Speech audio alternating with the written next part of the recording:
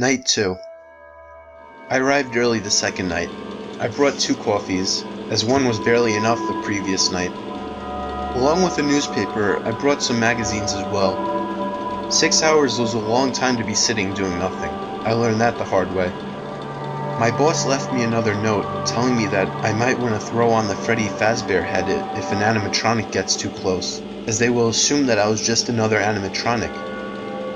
Under that, he left the names of most of the animatronics: Freddy, Bonnie, Chica, Mangle, and Foxy. The first hour of my shift went slow, occasionally checking the cameras and routinely winding up the stupid music box. I took that opportunity to check out the rest of the cameras I had not seen yet. I checked the camera labeled Game Area, and I could see what appeared to be a statue of a young boy holding a balloon.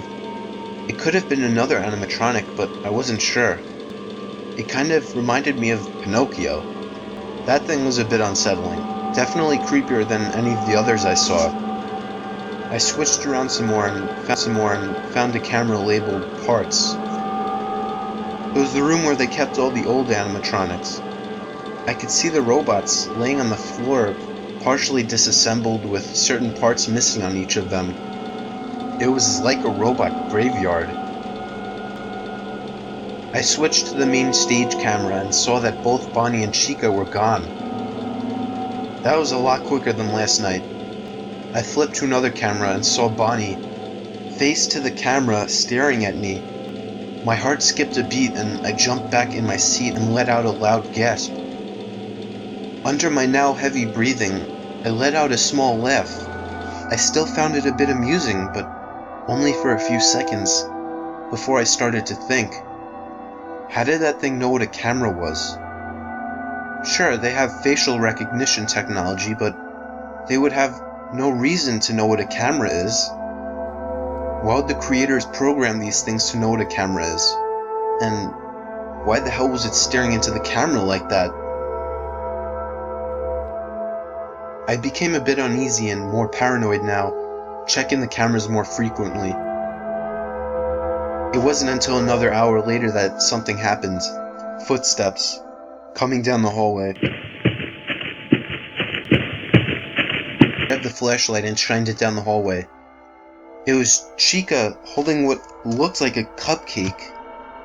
She stood there, just staring at me for a good 30 seconds before my flashlight started to flicker. No, not now. Off. Only for 2 seconds, before light returned, but Chica was gone. Damn! I then remembered I hadn't wound up the music box. I turned on the monitor again and switched over to camera 11. I had made it with only a few seconds to spare and wound it back up. My heart was beating quickly from what I had just witnessed. I wasn't finding it too amusing anymore. The way they both looked at me, I was too focused on checking the cameras and shining my flashlight down the hall.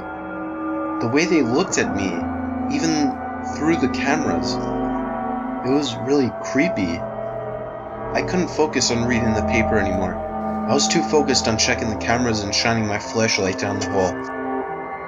I was more concerned and curious than I was scared, though. Minutes turned to hours with nothing happening again. It wasn't until 5 a.m. that I heard footsteps coming down the hall again. I shined the flashlight down to reveal Foxy the pirate. It was one of the old damaged animatronics.